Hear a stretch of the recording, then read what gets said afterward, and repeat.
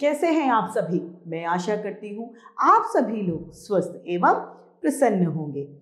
आज हम हमारा पाठ संज्ञा को पढ़ेंगे और समझेंगे। तो आइए इस पाठ को प्रारंभ करते हैं। यह है हमारा पाठ 5, संज्ञा, नाउन। संज्ञा क्या है? संज्ञा हम बोलचाल की भाषा में, या आपको मैं संक्षेप में समझाना चाहूं तो संज्ञा का मतलब होता है नाम। कैसे? जैसे किसी भी चीज का नाम हो, किसी व्यक्ति का, किसी आदमी या औरत का, किसी जानवर का, किसी भाव जैसे हंसना रोना, किसी भी भाव या किसी भी चीज का नाम संज्ञा है। तो हम संक्षेप में कह सकते हैं कि संज्ञा ही नाम है। या फिर हम व्याकरण की दृष्टि से अगर कहें तो संज्ञा किसी व्यक्ति, वस्तु, स्थान, प्राणी या भाव का बोध कराने वाले को संज्ञा कहते हैं। तो आइए इस पाठ को प्रारंभ करते हैं। संज्ञा की परिभाषा है किसी व्यक्ति, वस्तु, स्थान, प्राणी और भाव का बोध कराने वाले शब्द संज्ञा कहलाते हैं। जैसे कि मोर। मोर क्या है? किसी पक्षी का नाम, तो ये एक संज्ञा है। ताजमहल एक जगह का नाम है, संज्ञा है। लड़का एक प्राणी है। महात्मा गांधी, ये सभी संज्ञा के उदाहरण हैं, क्योंकि ये सभी नाम हैं, ये सभी संज्ञावाचक शब्द हैं। यहां पर कुछ और उदाहरण दिए गए हैं। पहला, व्यक्तियों के नाम, यानी किसी इंसान, व्यक्ति के नाम। वो क्या हो सकते हैं? नवीन, करण, जवाहरलाल नेहरू, मीराबाई, सीता, अकबर, कबीरदास, रामदास, सूरदास, ज्योति, हरीश, ये सभी जितने भी व्यक्तियों के नाम हैं वे सभी व्यक्तियों के नाम वाली संज्ञा में गिने जाते हैं। दूसरा आता है हमारा स्थानों का नाम। स्थानों का नाम यानी किसी भी जगह का नाम। दिल्ली, मुंबई, कोलकाता, हैदराबाद, उड़ीसा, बंगाल, ताजमहल, ये सभी, अमेरिका, श्रीलंका, ये सभी स्थानों के नाम हैं, यानी किसी जगह के नाम हैं। जाति बोधक नाम, जिससे संपूर्ण जाति का पता चलता है, किसी एक का पता ना चल के पूरी जाति का पता चलता है। जैसे लड़की, लड़की में सभी लड़कियां आती हैं। माँ, माँ में सभी लड़कियां आ गई। नदियां, नदी में सभी नदी आ गई। पिता, घोड़ा, शेर, बंदर, ये सभी जाति बोधक नाम हैं। चौथा आता है हमारा वस्तुओं का नाम। किसी भी वस्तु यानी चीज का नाम।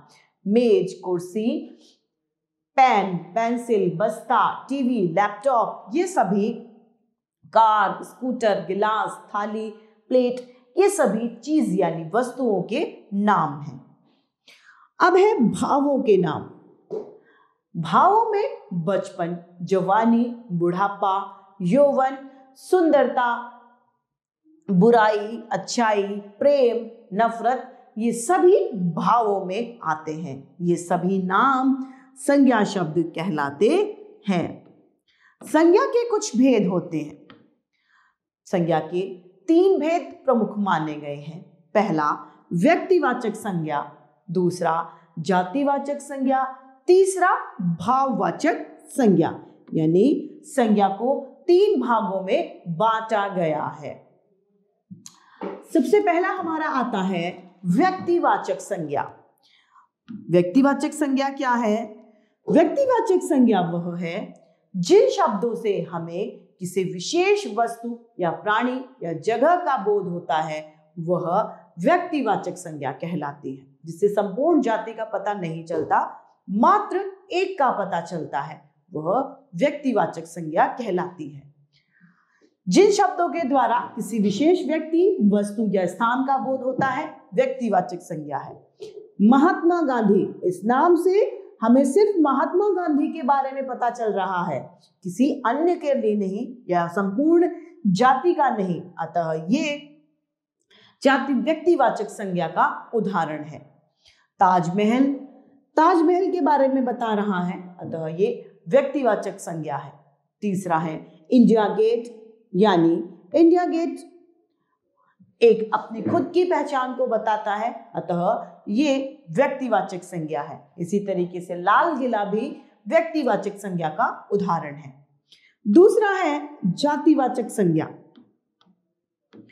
जिन शब्द के द्वारा किसी विशेष का पता न चलकर संपूर्ण जाति का हमें पता चलता है, वह जातिवाचक संज्ञा कहलाते हैं। जैसे कि लड़का, लड़का कोई भी हो सकता है, कितने सारे लड़के भी हो सकते हैं, तो वह पूरे लड़के जाति को यहां पर प्रस्तुत कर रहा है, अतः लड़का शब्द जातिवाचक संज्ञा का उदाहरण है। घोड़ा संपूर्ण घोड़े जाति को बता रहा है, कुर्सी संपूर्ण कुर्सी जाति को, पुस्तक, पेड़, फूल, गाय तथा कार, ये सभी संपूर्ण जाति का बोध करा रही हैं, अतः ये सभी जातिवाचक संज्ञा के उदाहरण हैं। तीसरा हमारा आता है भाववाचक संज्ञा। जिन संज्ञा शब्दों से किसी के भाव के बारे में हमें पता चलता है, गुण, दोष, अवस्था, वजन आदि के बारे में हम जानते हैं, वह भाववाचक संज्ञा कहलाती है। जैसे कि बचपन, तो बचपन में हमें उस बच्चे का छोटा होने का पता चलता है। बुढ़ापा एक अवस्था है, मित्रता एक दोस्ती है, अतः इससे हमें दोस्ती का भाव दिखाई देता है। कुछ यहाँ पे अन्य उदाहरण हैं। दोष के नाम भाववाचक में जो आते हैं, बुराई, कठोर, निर्दयता। भाव के नाम हैं क्रोध, प्रेम, लोभ। दशा का नाम है सुखी हो सकता है, दुख हो सकता है, लड़कपन, दरिद्रता, अमीरी इत्यादि। गुण के नाम में भलाई, अच्छाई, कोमलता, मिठास, नम्रता, विनम्रता आदि। तो इस तरीके से हमारा यह पाठ संज्ञा समाप्त होता है। आइए देखते हैं हमने इस पाठ में क्या सीखा। किसी व्यक्ति, वस्तु, स्थान, प्राणी व भाव का बोध कराने वाले शब्दों को संज्ञा शब्द कहते हैं। संज्ञा के 3 भेद होते हैं।